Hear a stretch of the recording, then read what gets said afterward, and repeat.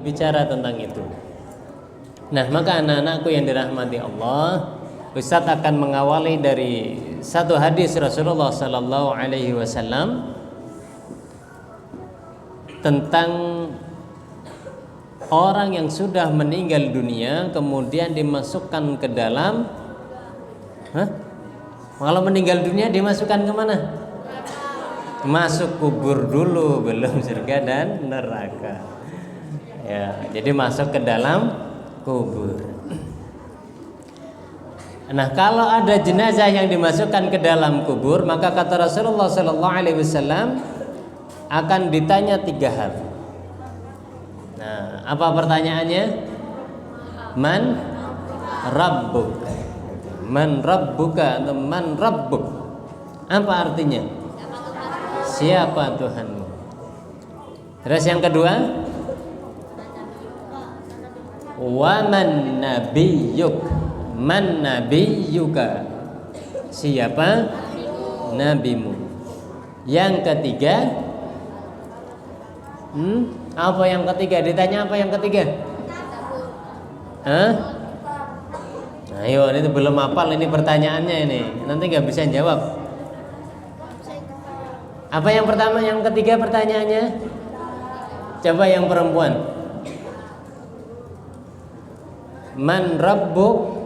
Man nabiyyuk? Terus madinuk? Apa artinya madinuk? Apa agamamu? Ya. Bisa nggak kira-kira jawab pertanyaan ini? Insya Allah. Nah, kalau kita di dunia sekarang sudah tahu jawabannya, ada yang belum tahu jawabannya? Ada yang tahu? Kalau ditanya man rabbuk? Rabbi Allah. Itu Tuhanku adalah Allah. Kalau ditanya wa ma nabiyyuk? Nabi Allah. Nabiku adalah Nabi Muhammad sallallahu alaihi wasallam. Nabiku adalah Muhammad sallallahu alaihi wasallam.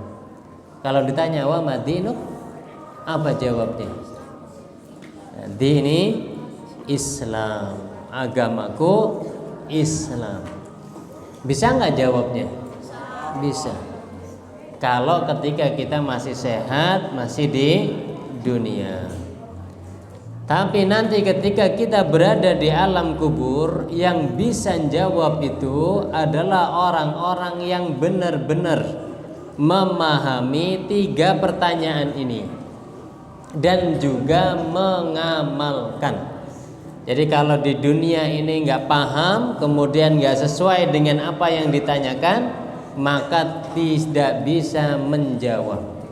Karena yang bertanya nanti adalah malaikat-malaikat yang menakutkan. Nah, maka kita harus belajar 3 ini agar kemudian bisa menjawab pertanyaan di alam kubur dan bisa masuk surga. Nah, kalau kita ditanya wa ma rabbuk, man rabbuk? Siapa Tuhanmu? Ya, kalau kita jawab itu Allah. Tapi kalau kemudian ketika kita di dunia tidak menjadikan Allah sebagai Rabb kita, sebagai ilah kita, maka kita tidak akan bisa menjawabnya. Wah, dipukul sama malaikat.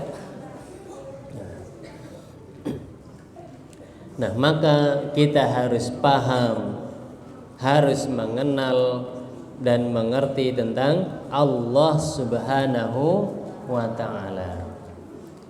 Nah, untuk mengenal Allah, agar kita tahu dan bisa menjadikan Allah itu sebagai Rabb, sebagai ilah, maka paling tidak yang harus kita pahami adalah surat Al-Ikhlas. Ada yang belum hafal surat Al-Ikhlas? Siapa yang belum paham, yang belum hafal artinya? Ada yang belum hafal artinya? Belum hafal artinya surat Al-Ikhlas. Nanti kalau yang belum hafal sampai rumah Kan sudah hafal ayatnya, suratnya kan? Nah, tinggal dihafalkan artinya. Nah, surat Al-Ikhlas kenapa dinamai Al-Ikhlas? Kenapa coba? Ikhlas itu apa sih artinya? Al-Ikhlas itu apa artinya? Coba Anda yang punya Al-Quran terjemahan ya? Nah, coba artinya Al-Ikhlas apa di situ diterjemahkan? Ayo, siapa yang duluan? Memurnikan keesaan Allah. Nah, surat Al-Ikhlas ini semuanya itu adalah ayat-ayat tauhid. Ya, ayat-ayat tauhid dari ayat yang pertama sampai yang keempat. Ayat yang pertama apa bunyinya? Qul huwallahu ahad. Apa artinya? Apa Mas artinya Mas? Katakanlah dialah Allah yang Maha Esa. Esa itu apa artinya? Satu, tunggal. Maka keyakinan akidah utama seorang mukmin itu memahami bahwa Allah itu Esa. Tidak ada sesembahan selain Allah.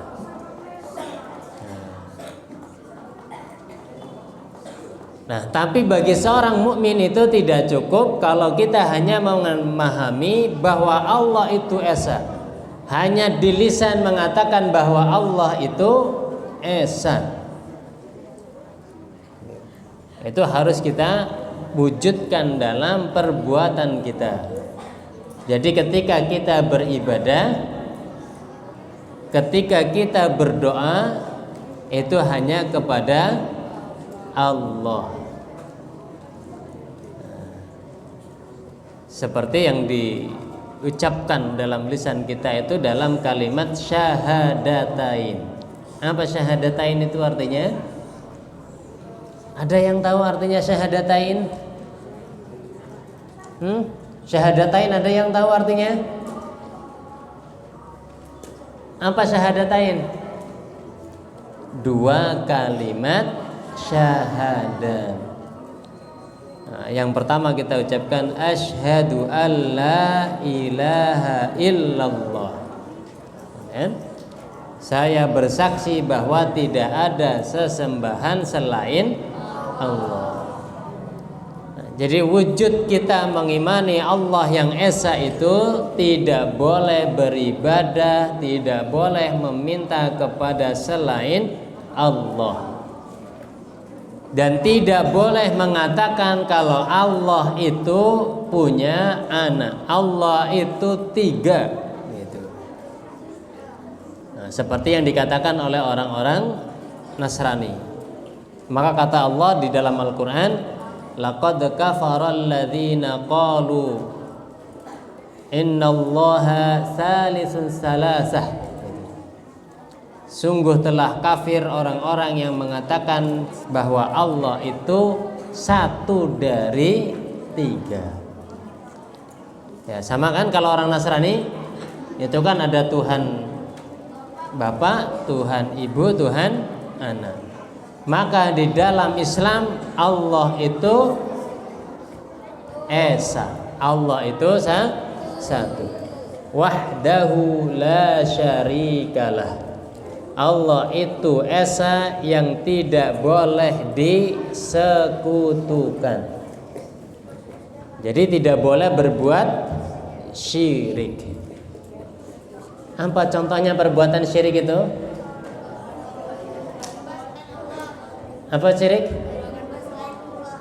Menyembah selain Allah. Selain itu apa lagi? Menyembah patung. Apa lagi? Ya, minta tolong kepada dukun. Ya. Apa lagi? Ya, syirik itu banyak macamnya. Ada orang yang nyembah kuburan. Ya. Ada juga orang yang berkorban untuk selain Allah, seperti misalnya sesaji. Tahu sajen? Tahu. Nah, sajen itu biasanya ada apanya itu di dalamnya? Ya, ada ayamnya, ada ingkungnya. Maka kalau ingkungnya itu disembelihnya kemudian ditujukan untuk selain Allah, maka itu syirik. Nah, ada juga orang yang ketika di satu syura itu satu apa? Satu Muharram. Ya, kalau satu syura itu ada orang yang nyembelih kerbau, kemudian kepalanya ditaruh di mana kepalanya? Taruh di perempatan itu digali, ditanam kepalanya di situ. Ya, itu karena mereka nganggap untuk tolak bala. Nah, maka tolak bala itu mencegah keburukan, mencegah sial. Nah, maka itu termasuk perbuatan syirik. Jadi perbuatan syirik itu banyak macamnya. Jadi kalau kita menyembah, bersujud kepada selain Allah masuk syirik. Menyembelih untuk selain Allah juga perbuatan syirik. Disebutkan di dalam hadis, ada dua orang yang gara-gara korban lalat itu ada yang masuk surga dan ada yang masuk neraka gara-gara lalat.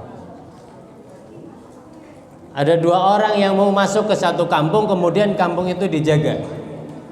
Jadi ada penjaganya. Nah, penjaganya itu bilang tidak boleh masuk sebelum berkurban untuk berhala mereka. Jadi di pintu gerbangnya itu kayak misalnya kalau di Selamat Datang Metro itu ada yang jaga, di sana ada berhalanya. Nah, maka penjaganya itu bilang tidak boleh masuk kecuali setelah berkurban. Nah, dua orang ini bilang kami nggak punya apa-apa untuk kami kurbankan. Maka penjaganya bilang berkurbanlah walau hanya seekor lalat. Nah, yang satu menangkap lalat kemudian dikurbankan ke berhala, yang satu tidak mau, dan yang satu ini dibunuh karena tidak mau berkurban untuk berhala mereka. Maka yang satu kata Rasulullah masuk surga, yang tidak mau berkurban lalat, dan yang berkurban lalat itu masuk neraka. Jadi sekalipun hanya lalat ditujukan untuk selain Allah, maka itu hukumnya dosa besar. Nah, ini yang pertama kita harus tahu wa ma rabbuk, dan kita tahu dari surat Al-Ikhlas ayat yang pertama, qul huwallahu ahad. Yang kedua, apa yang kedua ayatnya? Allahus samad. Apa artinya?